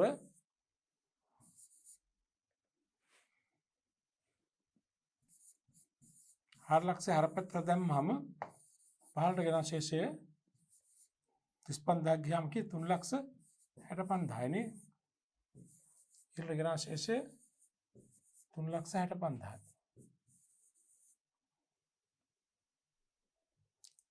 මේ 3,65,000 තමයි ඔයාලගේ මූල තත්ත්ව ප්‍රකාශනයේ සමුච්චිත අරමුදලට පහළින්ද මෙතන ඉන්න අතිරික්ත වුණතාවය ඊට පහළින් දාන්න පුළුවන් යාවජීව සමාජික මුදල් කියලා රුපියල් 3,65,000. යාවජීව සමාජික මුදල් ගෙවීමේ ඉතිරි ශේෂය. මාරු කරන වාරිකය ආදායම් වියදම් ගෙවීමට තමයි බැර වෙන්නේ. වසරේ ආදායම් වශයෙන් හඳුනා ගන්න ප්‍රමාණය. පැහැදිලි නේද? හොඳයි. ඔය තමයි යාවජීව සමාජික මුදල්. අපි දැන් මේ විදිහට අපි එක් එක් ගැලපීම වෙන වෙනම හඳුනාගෙන අවසානයේ ඔක්කොම සම්බන්ධ කරලා මූල්‍ය ප්‍රකාශන හදමු. ලාභ අරමුණු කර නොගත් සංවිධානවල. දැන් මේ අපිට හමු වුණ දේවල් මුලින්ම වෙන වෙනම හඳුනා ගන්නවා. සමාජික මුදල් හඳුනාගත්තා. ජාව ජීව සමාජික මුදල් හඳුනාගත්තා. නේද? සමුච්චතර මුදල් හඳුනාගත්තා. ඒ වගේ තව කීපයක් හඳුනා ගන්න තියෙනවා. ඒවා වෙන වෙනම අපි හඳුනාගෙන අවසානයේ ඔක්කොම එකතු කරලා ඒකාබද්ධ කරලා අපි සම්පූර්ණ මූල්‍ය ප්‍රකාශන හදමු. හොඳයි. ඊළඟට සමිති ව්‍යාපාරයක එහෙම නැත්නම් ලාභ අරමුණු කර නොගත් සංවිධානයක අපිට හමු වන තවත් ගැළපීමක් තමයි ඇතුළත් වීමේ ගාස්තු. ඔබ දන්නවා සංගමයක සමාජිකත්වයේ ගන්නකොට සෑම සමාජිකයෙකුටම බොහෝ වේලාවට සංගමය කියනවා ඇතුළත් වීමේ ගාස්තුවක් ගෙවන්න කියලා. ලියාපදිංචි ගාස්තුවක් ගෙවන්නට ඕනේ. සංගමයක සංගමයට බැඳවා ගැනීමේදී අය කරන ගාස්තුවක්. මේක එක වතාවක් අය කරන්නේ. සමාජික ගාස්තුවගේ වරින් වර අය කරන්නේ නැහැ. මදවා ගන්නකොට එක වතාවක් පමණක් අය කරනවා. සමහරක් සමිති ව්‍යාපාර තියෙනවා ඒ ඇතුළත් වීමේ ගාස්තුව වශයෙන් අය කරන මුදල ලොකු මුදලක්. සමහරක් ඒවා සාමාන්‍ය මුදලක්. මේ ඇතුළත් වීමේ ගාස්තු සම්බන්ධයෙන් සංගමයට ගිණුම් තැබීමේදී අනුගමනය කළ හැකි විකල්ප ක්‍රියාමාර්ග තියෙනවා. ඒ විකල්ප ක්‍රියාමාර්ග වලින් කවර ක්‍රියාමාර්ගය අනුගමනය කරනවද කියන එක සංගමයේ විධායක සභාව තීරණය කරලා ව්‍යවස්ථාවට ඇතුළත් කරන්න ඕනේ. එක විකල්ප ක්‍රමයක් තමයි ඇතුළත් වීමේ ගාස්තු වශයෙන් ලැබෙන මුදල වර්ෂයේ ආදායමක්සේ සැලකීම. ඇතුළත් වීමේ ගාස්තුවත් වසරේ සංගමේ ආදායමක් වශයෙන් සැලකනවා. එවිට ඇතුළත් වීමේ ගාස්තුව සඳහා ලැබෙන මුදල අපි මුදල් ගිණුම නැත්නම් ලැබීම හා ගෙවීම ගිණුම හර කරලා ඇතුළත් වීමේ ගාස්තු ගිණුම මුලින් බැර කරනවා. දෙවනුව ඇතුළත් වීමේ ගාස්තු ගිණුම මාරු කරනවා ආදායම් වියදම් ගිණුමට. ඇතුළත් වීමේ ගාස්තු ගිණුම හර ආදායම් වියදම් ගිණුම බැර. එතන ආදායම් ප්‍රකාශනේ බැර. ඒක විකල්ප ක්‍රමයක්. මොකද ඒ ක්‍රමය ඇතුළත් වීමේ ගාස්තුව වර්ෂයේ ආදායමක්සේ සැලකීම. ඒක සංගමය තමයි තීරණය කරන්න ඕනේ. සංගම ව්‍යවස්ථාවට ඇතුළත් කරලා අනුගමනය කරන ක්‍රමය තීරණය කරන්න පුළුවන්. තව ක්‍රමයක් තමයි ඇතුළත් වීමේ ගාස්තු වශයෙන් ලැබෙන මුදල වර්ෂයේ ආදායමක්සේ හඳුනාගන්නේ නැහැ. ඒක සමුච්චිත අරමුදලට බැර කරනවා. ඒ විශේෂ අරමුදලක් වශයෙන් තබා ගන්නවා. ඒතර ඒ වගේ අවස්ථාවක කරන්නේ ඇතුළත් වීමේ ගාස්තු වශයෙන් ලැබෙන මුදල ලැබීම් හා ගෙවීම් ගිණුම නැත්නම් මුදල් ගිණුම හර කරලා ඇතුළත් වීමේ ගාස්තු ගිණුමට බැර කරනවා. ඒ ඇතුළත් වීමේ ගාස්තු ගිණුම අවුරුදු අවසානයේ සමුච්චිත අරමුදල් ගිණුමට බැර කරනවා. නැත්නම් මූලතත්ත්ව ප්‍රකාශනයේ සමුච්චිත අරමුදලට පහළින් ලියා දක්වනවා. ඒතර ආදායම් වියදම් ගිණුමට කිසිවක් කියන්නේ නැහැ. ඇතුළත් වීමේ ගාස්තුව විශේෂ ආදායමක් වශයෙන් සලකලා ඒක ඇතුළත් වීමේ ගාස්තු ගිණුම හරහා ඕ නොමැතිව සමුච්චිත අරමුදලට සම්බන්ධ කරනවා. සමුච්චිත අරමුදල ඇතුළත් වීමේ ගාස්තු ගිණුම බැර කළා නම් එම ගිණුම විශේෂය මූලතත්ත්ව ප්‍රකාශනයේදී සමුච්චිත අරමුදලට එකතු කරලා දක්වනවා. තව විකල්ප ක්‍රමයක් තමයි ඇතුළත් වීමේ ගාස්තුව කොටස් වශයෙන් ආදායමසේ හඳුනා ගැනීම. අර ඉස්සල ගණනේ යාවජීව සමාජික මුදල් ගැලපීම කළා වගේ. ඒ කියන්නේ ඇතුළත් වීමේ ගාස්තුව එකවර ආදායමක් වශයෙන් හඳුනා ගන්නෙත් නෑ. හඳුනා නොගන්නෙත් නෑ. කොටස් වශයෙන් හඳුනා ගන්නවා. දැන් සංගමයේ තීරණය කරන ඇතුළත් වීමේ ගාස්තුව වසර 10ක් පුරා ආදායමක්සේ හඳුනා ගන්න. එහෙම වුණාම මුලින්ම ඇතුළත් වීමේ ගාස්තුව ලැබුණාම ලැබීම හා ගෙවීම ගිණුම හර නැත්නම් මුදල් ගිණුම හර ඇතුළත් වීමේ ගාස්තු ගිණුම බැර කරනවා. දෙවනුව වර්ෂයේ ආදායමසේ හඳුනා ගන්න ප්‍රමාණය ඇතුළත් වීමේ ගාස්තු ගිණුම හර කරලා ආදායම් වියදම් ගිණුම බැර කරනවා. එවිට ඇතුළත් වීමේ ගාස්තු ගිණුමේ අවසාන ශේෂයක් ඉතුරු වුණොත් ඒක මූලතත්ත්ව ප්‍රකාශනයේ සමුච්චිත අරමුදලට පහළින් ලියා දක්වන්නට ඕනේ. ඔන්න ওই විදිහට ඇතුළත් වීමේ ගාස්තු සම්බන්ධයෙන් අනුගමනය කර හැකි විකල්ප කීපයක් තිබෙනවා. පළවෙනි විකල්පය වසරේ සාමාන්‍ය ආදායමක්සේ ගිණුම් තැබීම. දෙක විශේෂ ආදායමක්සේ සමුච්චිත අරමුදලට ගැලපීම. තුන ඇතුළත් වීමේ ගාස්තුව කොටස් වශයෙන් ආදායම් ප්‍රකාශනයේ වර්ෂයෙන් වර්ෂයට හඳුනා ගැනීම. ඔකදී අනුගමනය කරන විකල්ප ක්‍රමයේ නොකියුවොත් පළවෙනි ක්‍රමයට යන්න. මොකද්ද? ඇතුළත් වීමේ ගාස්තුව සාමාන්‍ය ආදායමක්සේ ආදායම් වියදම් ගිණුමට මාරු කිරීම. පැහැදිලි නේද? හොඳයි. මේ ගැන මම සටහන් තබනා කරන්නේ මේ කියලා තියෙන්නේ. ඊළඟට අපිට හමු වන තව ගැළපීමක් තමයි පරිත්‍යාග. ලාභ අරමුණු කර නොගත් සංවිධානවලට නොයෙකුත් දානපතියන් පරිත්‍යාගශීලීන් නොයෙකුත් ආධාර පරිත්‍යාගයන් සිදු කරනවා. සංගමයේ දියුණුව සඳහා පරිත්‍යාග කිරීම කරනවා. සංගමයට ලැබෙන මේ පරිත්‍යාග සමාජිකයන්ගෙන් වෙන්න පුළුවන් සමාජිකයන් නොවන අයගෙන් වෙන්න පුළුවන්. මේ ලැබෙන පරිත්‍යාග අපි වර්ග දෙකකට බෙදනවා. සාමාන්‍ය පරිත්‍යාග අනික විශේෂ පරිත්‍යාග කියලා. මේ දෙකේ බෙදීමත් බොහෝ විට සිදුවන්නේ මේ පරිත්‍යාගයේ ස්වභාවය හා ප්‍රමාණය මත. කුඩා කුඩා වටිනාකම් සහිත පරිත්‍යාග නම් සාමාන්‍ය පරිත්‍යාග. මේ ලොකු මුදලක් පරිත්‍යාග කරලා නම් එහෙම නැත්නම් ලොකු වත්කමක් පරිත්‍යාග කළා නම් ඒක සංගමයේ තීරණය කරන්න පුළුවන් ඒක විශේෂ පරිත්‍යාගයක් වශයෙන් හඳුනා ගන්න. මෙතෙන්දී ඒ අනුව සාමාන්‍ය පරිත්‍යාග ගිණුම් තබන්නේ මෙහෙමයි. සාමාන්‍ය පරිත්‍යාගයේ මුදලෙන් ලැබෙන නම් ලැබීම හා ගෙවීම ගිණුම හර නැත්නම් මුදල් ගිණුම හර ලද පරිත්‍යාග ගිණුම බැර. ඒ ලද පරිත්‍යාග ගිණුම අවුරුදු අවසානයේදී ආදායම් වියදම් ගිණුම මාරු කරන ආදායමක් සේ. ලද පරිත්‍යාග ගිණුම හර කරලා ආදායම් වියදම් ගිණුම බැර කරනවා. ආදායම් වියදම් ගිණුම කියන්නේ සංගමයේ ආදායම් ප්‍රකාශනය කියන එක. ඒ වගේම දෙවෙනි පරිත්‍යාග වර්ගය තමයි විශේෂ පරිත්‍යාග. ඒ කියන්නේ ප්‍රමාණයෙන් තරමක් විශාල වටිනාකමක් සහිත මුදලක් නැත්නම් වෙනත් වත්කමක් ගොඩනැගිල්ලක් ඉඩමක් වගේ දෙයක් පරිත්‍යාග වශයෙන් ලැබිලා තියෙන එක විශේෂ පරිත්‍යාගයක්. සංගමයේ ව්‍යවස්ථාවේ තියෙන පුළුවන් විශේෂ පරිත්‍යාග සම්බන්ධයෙන් ගිණුම් තැබීමේදී අනුගමනය කරන ක්‍රියාමාර්ගය. විශේෂ පරිත්‍යාගයක් සිදු වී ඇතනම් අනුගමනය කළ හැකි ක්‍රියාමාර්ගය තමයි විශේෂ පරිත්‍යාගයේ සාමාන්‍ය ආදායමක්සේ හඳුනා නොගැනීම. එහෙම වුණාම මේ විශේෂ පරිත්‍යාගය ලැබීම් හෝ ගෙවීම් ගිණුම ලැබීම් හා ගෙවීම් ගිණුම හෝ අදාළ වත්කම් ගිණුම හර ලැබිලා තියෙන ඉඩමක් නම් ඉඩම් ගිණුම හර ලැබිලා තියෙන මෝටර් රථයක් නම් මෝටර් රථ ගිණුම හර ලැබිලා තියෙන යම් මේ ගොඩනැගිල්ලක් නම් ගොඩනැගිලි ගිණුම හර ලැබිලා තියෙන මුදලක් නම් මුදල් ගිණුම හර විශේෂ පරිත්‍යාග ගිණුම බැර ඒ විශේෂ පරිත්‍යාග ගිණුම ශේෂය ගිණුම් කාලච්ඡේදයේ අවසානයේදී මූල තත්ත්ව ප්‍රකාශනයේ හිමිකම යටතේම සමුච්චිත තරමදලට පහලින් එකතු කරනවා. ඒ ක්‍රමයක්. දෙවැනි ක්‍රමය තමයි විශේෂ පරිත්‍යාගයේ කොටස් වශයෙන් ආදායමක්සේ හඳුනා ගැනීම. ඒ කියන්නේ මුල් පළමු අවුරුද්දේම ආදායමක්සේ හඳුනා ගන්නව වෙනුවට වසර කිහිපයක් පුරා ආදායමක්සේ හඳුනා ගන්න පුළුවන්. සංගමයේ තීරණය කරන්න පුළුවන් විශේෂ පරිත්‍යාගයේ වසර 10ක් තුළදී ආදායමක්සේ හඳුනා ගන්න. එහෙම නම් පරිත්‍යාග ලැබුණු අවස්ථාවේදී ලැබීම් හා ගෙවීම් ගිණුම හෝ අදාළ වත්කම් ගිණුම හර කරලා විශේෂ පරිත්‍යාග ගිණුම බැර කරනවා.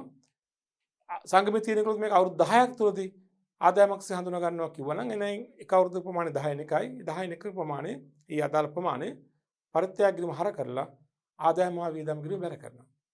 පරිත්‍යාග ගිණුමේ අවසාන ශේෂය සුපුරුදු පරිදි මූල තත්ත්ව ප්‍රකාශනයේ සමුච්චිත අරමුදලට පහලින් ලියා දක්වන්න ඕනේ. තේරුණා නේද? විශේෂ පරිත්‍යාග සාමාන්‍ය පරිත්‍යාග ගිණුම් තබන ආකාර තමයි ඔය කියලා තියෙන්නේ. අර කොටස් වශයෙන් හඳුනා ගන්නවා නම් පරිත්‍යාග ගිණුමින් ආදායම් වියදම් ගිණුම මාරු කරලා ඉතිරි ශේෂය මූල තත්ත්ව ප්‍රකාශනයේ සමුච්චිත අරමුදලට පහලින් පෙන්වුම් කරන්න ඕනේ නේද? හොඳයි. අපි මේවා ඉස්සරහට අපි කරන ගණන් වලදී අභ්‍යාසවලදී මේ හැම ගැලපුමක්ම ඇතුළත් වෙනවා. සමාජික මුදල්, යාවජීව සමාජික මුදල්, ඇතුළත් වීමේ ගාස්තු, සාමාන්‍ය පරිත්‍යාග, විශේෂ පරිත්‍යාග වගේ දේවල්. සාමාන්‍ය පරිත්‍යාග නම් කෙලින්ම ආදායම් වියදම් ගිණුමේ ආදායමක්සේ හඳුනා ගන්න. ඊළඟට තවත් අපිට මේ ලාභ අරමුණු කර නොගත් සංවිධානවලදී හමු වන තවත් දෙයක් තමයි තවත් ගැලපුමක් තමයි විශේෂ අරමුදල් ගැලපීම. මොකද විශේෂ අරමුදලක් කියලා කියන්නේ? සංගමයේ විසින් යම් නිශ්චිත කටයුත්තක් වෙනුවෙන් අනාගතයේදී සිදු කිරීමට අපේක්ෂිත නිශ්චිත කටයුත්තක් වෙනුවෙන් පිහිටුවා තිබෙන අරමුදලක් අපි කියනවා විශේෂ අරමුදලක් කියලා. දැන් උදාහරණයක් වශයෙන් සංගමේ සමාජිකත්වයේ තීරණය කරනවා තව අවුරුදු 5කින් ක්‍රීඩාගාරයක් ඉදි කරන්න. ඒ ක්‍රීඩාගාරය ඉදි කිරීමට අවශ්‍ය මුදල් ඇති කර ගැනීම සඳහා අවශ්‍ය මුදල් එක්රැස් කර ගැනීම සඳහා ක්‍රීඩාගාර අරමුදලක් පිළිටවන්න පුළුවන්. ඒතර ක්‍රීඩාගාර අරමුදල කියන්නේ මොකද්ද? විශේෂ අරමුදලක්. සංගමයේ පිහිනුම් තටාකයක් නැහැ. පිහිනුම් තටාකයක් ඉදි කිරීමට අවශ්‍ය කරන අරමුදල හොයාගන්න පිහිනුම් තටාක අරමුදලක් ඇති කරන්න පුළුවන්. අන්න විශේෂ අරමුදලක්. සංගමයේ ආරම්භ කළ තව අවුරුදු 10කින් අවුරුදු 100ක් පිරෙනවා. සත සංවත්සර උළෙල. ඒ ඉහළින් සමරන්න අරමුදලක් ගොඩනගන්න පුළුවන්. සත සංවත්සර අරමුදල. ඒක විශේෂ අරමුදලක්. මේ වගේ යම්කිසි නිශ්චිත අරමුණක් නිශ්චිත කාර්යයක් වෙනුවෙන් සංගමයේ අරමුදලක් පිළිටුවා තිබෙනවා නම් ඒවා අපි කියනවා විශේෂ අරමුදල් කියලා. උදාහරණ තමයි මම දක්වලා තියෙන්නේ ක්‍රීඩා අරමුදල, ගොඩනැගිලි අරමුදල, සංවත්සර අරමුදල ආදී වශයෙන්. මෙවැනි විශේෂ අරමුදලක් පිළිටුවා ඇති අවස්ථාවක ඊට අදාළ ගිණුම් කරන කටයුතු සිදු විය යුතු පිළිවෙතක් තිබෙනවා. මොකක්ද? 1. විශේෂ අරමුදල සඳහා ලැබෙන සියලුම දායක ආධාර මුදල් ආදායම් වියදම් ගිණුමට බැර කරන්න බෑ. ඒවා අනිවාර්යෙන් බැර වෙන්න ඕනි විශේෂ අරමුදල් ගිණුමට. ලැබීම හා ගෙවීම ගිණුම හර වෙන්න පුළුවන්. ඒ මුදලින් ලැබිලා නම් බැර වෙන්න ඕන ගිණුම තමයි අදාළ විශේෂ අරමුදල් ගිණුම. ක්‍රීඩාංගන අරමුදලක් නම් ක්‍රීඩාංගන අරමුදල් ගිණුම. පිහිනුම් තටාක අරමුදලක් නම් පිහිනුම් තටාක අරමුදල් ගිණුම. පැහැදිලිද? ලැබීම හා ගෙවීම ගිණුම හර කරලා අදාළ විශේෂ අරමුදල් ගිණුමට බැර විය යුතුයි. මොනවද? සංගමයේ අරමුදලට ලැබෙන සියලුම දායක මුදල්. දෙක, මේ විශේෂ අරමුදල් ගිණුමේ ශේෂය, අවුරුද්ද අවසාන ශේෂය මූල තත්ත්ව ප්‍රකාශනය හදනකොට හිමිකම යටතේ සමුච්චිත අරමුදලට පහලින් පෙන්눔 කළ යුතුයි. මේකත් උතර කලින් පෙන්눔 කළා වගේ යාව ජීව සමාජික අරමුදල්, ඒ වගේම විශේෂ ඇතුළත් වීමේ ගාස්තු විශේෂ අරමුදල්, ඒ වගේම මේ විශේෂ අරමුදල් තිබෙනවනේ ඒවත් සමුච්චිත අරමුදලට පහලින් ලියා දක්වන්න ඕනේ. ඒ වගේම මේ විශේෂ අරමුදලට ලැබුණු මුදල් ප්‍රයෝජනට ගනිමින් සංගමයේ වත්කමක් මිලදී අරගෙන තිබෙනවා නම් ඒ වත්කම වෙනමම වත්කම් පැත්ත පෙන්වන්න ඕනේ. දැන් අපි තුමු ක්‍රීඩාංගණයේ ඉදිකිරීමට අරමුදලක් පිළිටවලා තිබෙනවා. මේ අරමුදල සඳහා දැන්ට ලක්ෂ 10ක මුදලක් ලැබිලා තියෙනවා. සංගමයේ තීරණය කරනවා මේකෙන් ලක්ෂ 8ක් වැය කරලා ඉඩම මිලදී ගන්න. ඉඩම මිලදී ගැනීමට වැය කළ මුදල් ගිණුම බැර නැත්නම් ලැබීම හා ගෙවීම ගිණුම බැර ඉඩම් ගිණුම හර. ඉඩම මූලතත්ත්ව ප්‍රකාශනයේ ජංගම නොවන වත්කමක් ලෙස පෙන්වන්නට ඕනේ. ඒක අර ක්‍රීඩා අරමුදලෙන් අඩු කරන්න බෑ. අරමුදල වෙනම තියෙනවා, වත්කම වෙනම පෙන්වන්නට ඕනේ. පැහැදිලිද? හොඳයි. දැන් යම් දවසක අරමුදලේ කාර්යභාරය අවසන් වුණයින් පස්සේ මේ අරමුදල් ගිණුමේ ශේෂය මාරු කරන්න ඕනේ සමුච්චිත අරමුදල් ගිණුමට. දැන් ක්‍රීඩාංගණය ඉදි කරලා ඉවර වුණාම ක්‍රීඩාංගණයේ අරමුදල තවදුරටත් අවශ්‍ය නැහැ. ක්‍රීඩාංගන අරමුදල් ගිණුමේ ශේෂයක් ඇති, ඒක මාරු කරන්න ඕනේ සමුච්චිත අරමුදල් ගිණුමට. හැබැයි ඒක අරමුදලේ කාර්යය අවසන් වුණායින් පස්සේ, අරමුදල අරමුණ ඉෂ්ට වුණායින් පස්සේ විශේෂ අරමුදල් ගිණුමේ ශේෂය මාරු කිරීමක් කරනවා සමුච්චිත අරමුදල් ගිණුමට. එතෙක් ඒ අරමුදල් ගිණුමේ ශේෂය වෙනම පෙන්눔 කළ යුතුයි මූලතත්ත්ව ප්‍රකාශනයේ වෙනම ගිණුමක සමුච්චිත අරමුදලට පහළින්. පැහැදිලි නේද? ඔය තමයි විශේෂ අරමුදල් සම්බන්ධව ගිණුම් තැබීම කරන ආකාරය. අපි ඒකට පොඩි අභ්‍යාසයක් කරමු. අංක 7 බලන්න. දේශාභිමාන සංගමයේ විසින් 2011 දින ක්‍රීඩාගාර අරමුදලක් ඇති කරන ලදී. පාසඳාන් තොරතුරු මේ ක්‍රීඩාංගන අරමුදල සම්බන්ධයෙන් අදාළයි. මොනවද? 2013 දිනට ක්‍රීඩාගාර අරමුදල් ගිණුමේ ශේෂය රුපියල් ලක්ෂ 6කි. 2013 වසරේ ක්‍රීඩාගාර අරමුදලට බැර වෙච්ච මුදල 4,20,000කි. 2013 වසරේදී සංගමයේ ක්‍රීඩාංගාර ඉදිකිරීම වෙනුවෙන් රුපියල් ලක්ෂ 5ක ඉඩමක් ලැබීගෙන ඇත. අවශ්‍ය වන්නේ 2013 වසරේ ක්‍රීඩාංගන අරමුදල් ගිණුම 2013 දෙසැම්බර් 31 දිනට මේ සම්බන්ධ මූල තත්ත්ව උද්ෘතය, මූල ප්‍රකාශ උද්ෘතය, මූල තත්ත්ව ප්‍රකාශ උද්ෘතය නේද? ඒතර ක්‍රීඩාංගන අරමුදලක් අවුරුදු මුල තිබිලා තියෙනවා.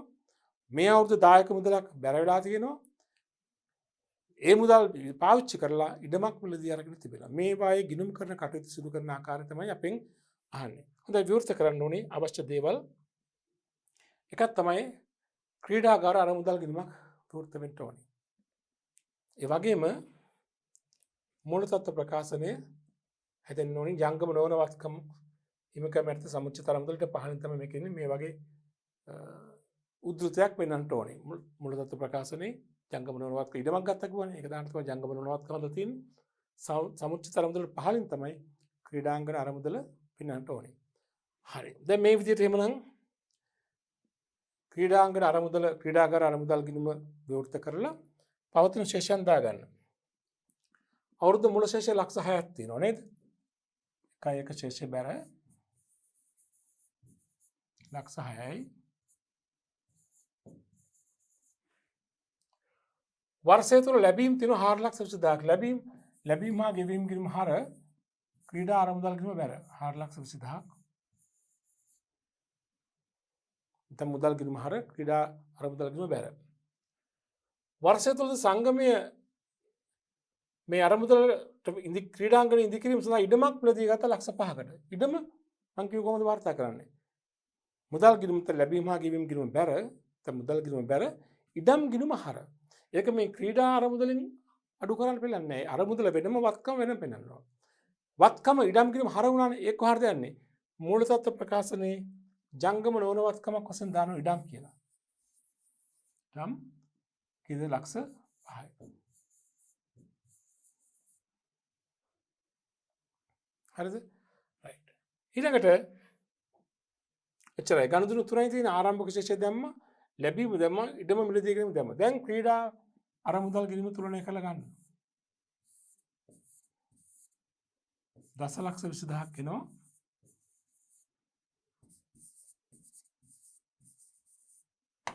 පහළට ගෙන අවශේෂය දසලක්ෂ 20000යි. ඉහළට ගෙන අවශේෂය දසලක්ෂ 20000යි. ක්‍රීඩාංගන අරමුදල් ගිණුමේ ක්‍රීඩාගාර අරමුදල් ගිණුමේ දසලක්ෂ 20000ක ශේෂයක් තියෙනවා. මේක අපි මූලතත්ත්ව ප්‍රකාශනයේ පෙන්නන්නට ඕනේ.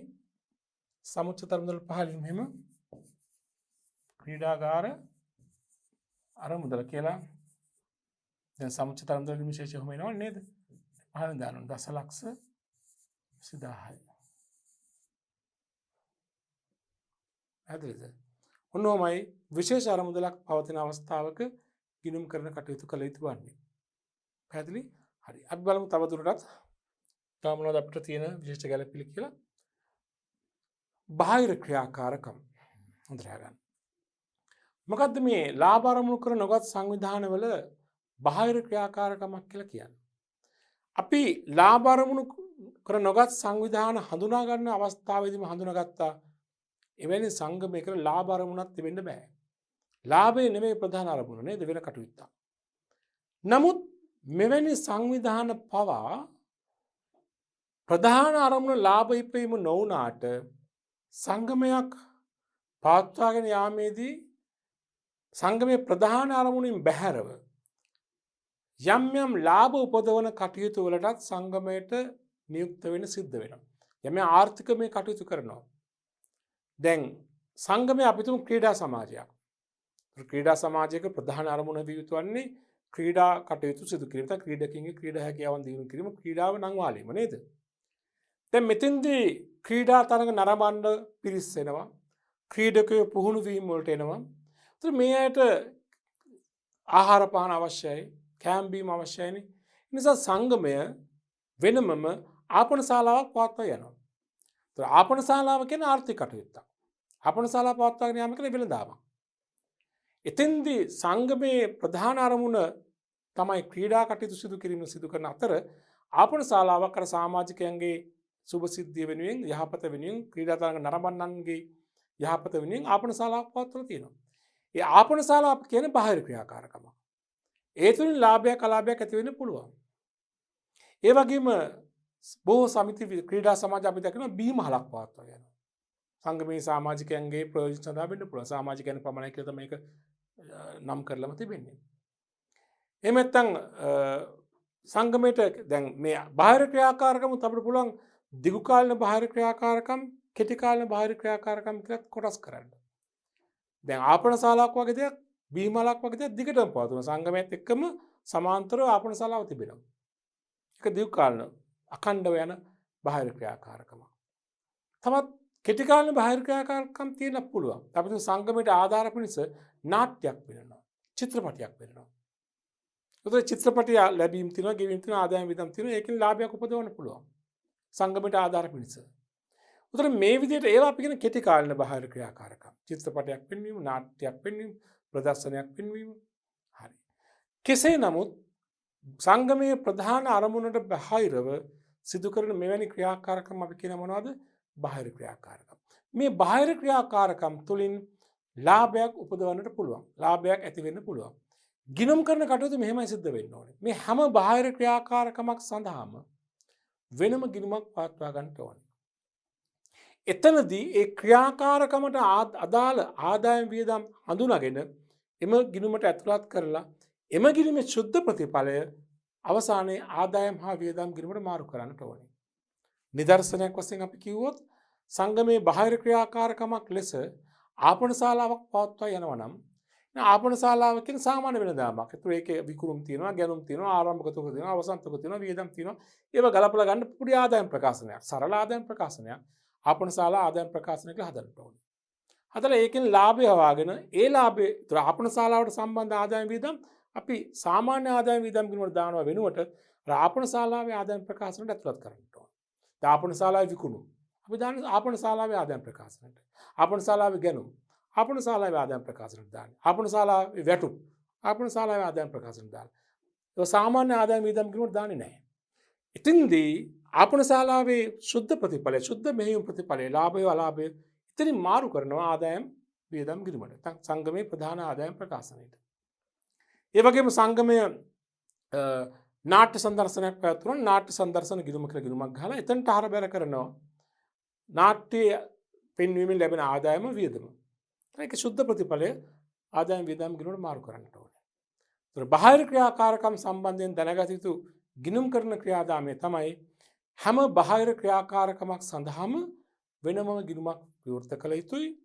එම බාහිර ක්‍රියාකාරකමට සම්බන්ධ ආදායම් වියදම් එම ගිණුමට ඇතුළත් කළ යුතුයි.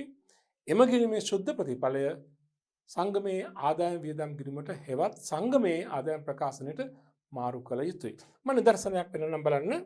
දැන් මේ තියෙන්නේ සංගමේ බීමලක් පවත්වා යනවා ආපන ශාලාවක. ඒ ආපන ශාලාවේ ආදායම් ප්‍රකාශනය. ඉතින් ආපන ශාලා ආදායම් ප්‍රකාශනය.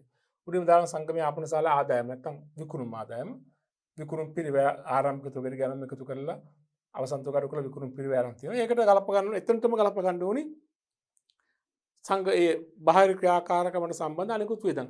ආපන ශාලාවේ වැටුප් ආපන ශාලාවේ ෂෙයා වීම ආපන ශාලාවේ වියදම් වගේ දේවල් තියෙනවනේ ඔක්කොම දාලා සම්පූර්ණ වියදම් අරගෙන මුළු ආදායමේ මුළු වියදම් අඩු කළාම මෙතන ලාභයක් නම් මෙතන තියෙන ලාභයක් ඒක මාරු කරනවා ආපන ශාලා ලාභය ආදායම් ප්‍රකාශනයට මාරු කරන්න ඕනේ. අලාභයක් ආවත් එහෙමයි. පැහැදිලිද? හරි. බාහිර ක්‍රියාකාරකම් සම්බන්ධයෙන් කළ යුතු දේ ඔක තමයි. අපි දැන් ඉස්සරහ ගණන් වලදී අපිට හමු වෙනවා මේ හැම එකක්ම මේ වෙන්වෙන්ව මුලින්ම ඔබට පෙන්නනවා. පස්සේ සියලුම දේවල් මිශ්‍ර කරලා අපි ගැටලු විසඳමු අභ්‍යාස විසඳමු මූල ප්‍රකාශන හදමු. හොඳයි.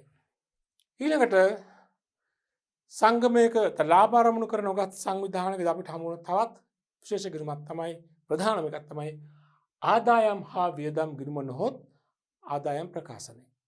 ළමයි සමිති ව්‍යාපාරයක හදන වාර්ෂික මූල්‍ය ප්‍රකාශ වලට වැටෙන ප්‍රධානම වාර්තාවක් තමයි ආදායම් හා වියදම් ගිණුම. සමිති ව්‍යාපාරයක සමාජිකත්වය වෙත ලබා දෙන මූල්‍ය ප්‍රකාශන වලට අයිති වෙනවා ආදායම් ප්‍රකාශනය, ඒ වගේම මූල තත්ත්ව ප්‍රකාශනය සහ ලැබීම් හා ගෙවීම් ගිණුමත් සමහරක් සමිති ව්‍යාපාර මූල්‍ය ප්‍රකාශනයේ කොටසක් වශයෙන් ඉදිරිපත් කරනවා. මුදල් ගිණුමේ සාරාංශය. ඒතර ආදායම් වියදම් ගිණුම අයිති වෙන්නේ මූල්‍ය ප්‍රකාශනයක් වශයෙන්.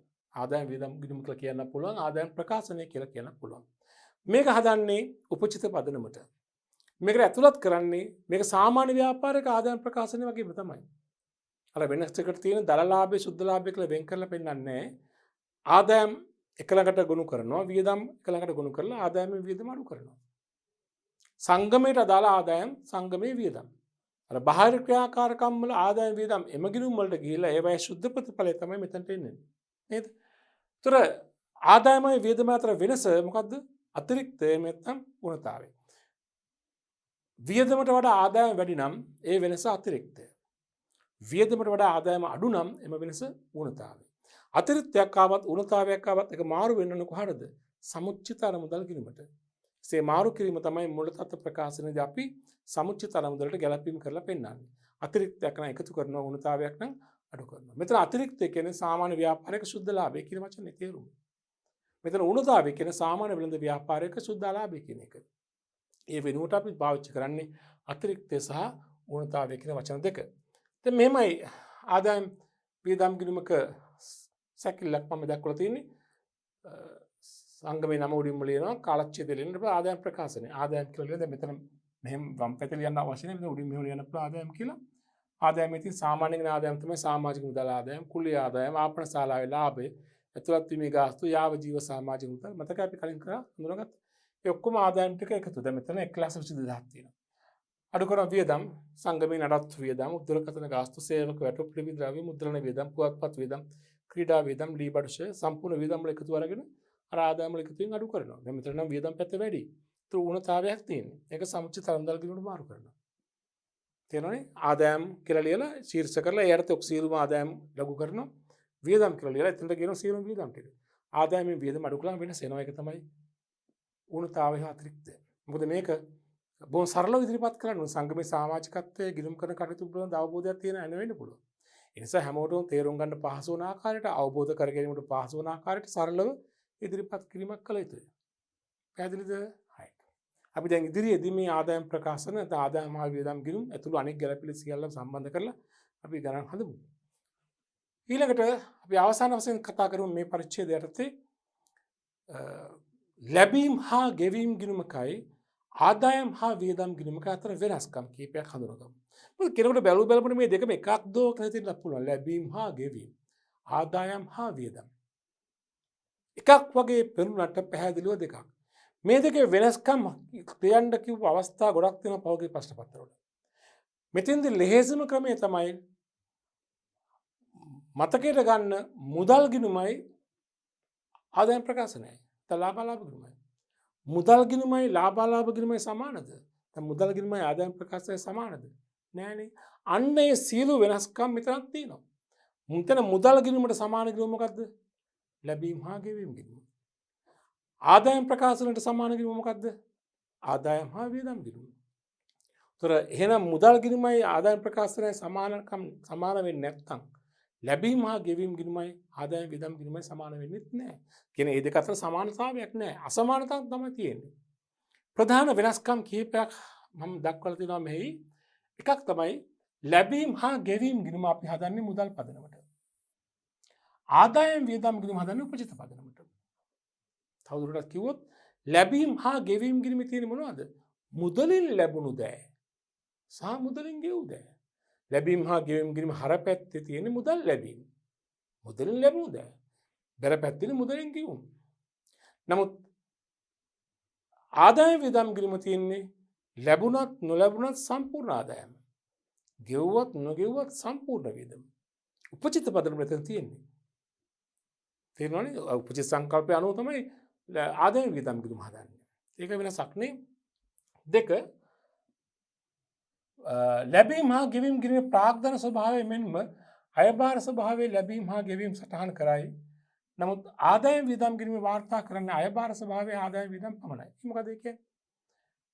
දැන් ලැබීම් අතර තියෙන ප්‍රාග්ධන ස්වභාවයේ ලැබීම් ගෙවීම්. දැන් අපි ස්ථාවරවත්කමක් මිලදී ගැනීමට මුදල් වැය කළාම අපි කියන ප්‍රාග්ධන වියදමක් කියලා. දීර්ඝකාල ප්‍රයෝජන සඳහා වැය කළ මුදලක්. අන්න ඒ විදිහට මේ ප්‍රාග්ධන ස්වරූපයක් ගන්න ප්‍රාග්ධන ස්වභාවයේ වියදම්ද ගෙවීම්ද ලැබීම හා ගෙවීම් ගිණුමක තියෙනවා. නමුත් ආදායම් වියදම් ගිණුමක තියෙන කාලච්ඡේදයට අදාළ ආදායම් හා වියදම් විතරයි. අනාගත කාල ප්‍රයෝජන කියන දේවල් අතර නැහැ. කාලච්ඡේදය ආදායම් වියදම්. අයභාර. අයභාර ඉපීමට දායක වෙච්ච අයභාරය සහ අයභාර ඉපීමට දායක වෙච්ච වියදම් තමයි ආදායම් වියදම් ගිණුමේ තියෙන්නේ. දැන් ලැබීම හා ගෙවීම් ගිණුමක තියෙන්න පුළුවන් ලැබුණු විශේෂ පරිත්‍යාග. මොකද ආදායම් වියදම් ගිණුමට විශේෂ පරිත්‍යාග බැර වෙන්නේ නැහැ නේ. ඒ වෙන්නේ සමුච්චිත ලබ්ධාගීමට නේ අන්න ඒ වගේ.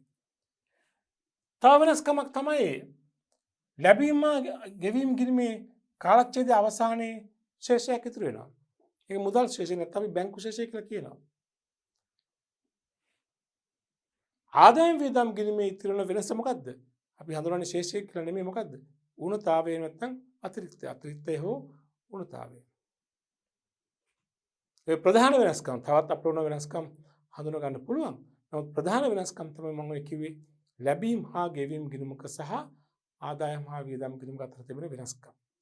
හොඳයි ළමයි අපි මෙම පරිච්ඡේදයෙන් තවදුරටත් අපි හඳුනාගත්තා ලාභ අරමුණු කර නොගත් සංවිධානයක පිළිල කරන ගැළපුම් සහ විශේෂ ගිණුම් සම්බන්ධව අපි ඊළඟ පරිච්ඡේදයේ ඊළඟ එක තුලින් කතා කරන්න බලාපොරොත්තු වෙනවා මේ සියල්ල ඇතුළත් කරලා ලාභ අරමුණු කර නොගත් සංවිධානයක මූල ප්‍රකාශන පිළිල කරන ආකාරය. ඒ කියන්නේ ලැබීම ගෙවීම් ගිණුම ඒ වගේම ආදායම් ප්‍රකාශන ඒ වගේම මූල තත්ත්ව ප්‍රකාශන ආදායම් ප්‍රකාශන හේවත් ආදායම් වියදම් ගිණුම හදන ආකාරය මූල තත්ත්ව ප්‍රකාශන හදන ආකාරය අපි කතා කරමු ඊළඟ ඒකකයේ තුලින්.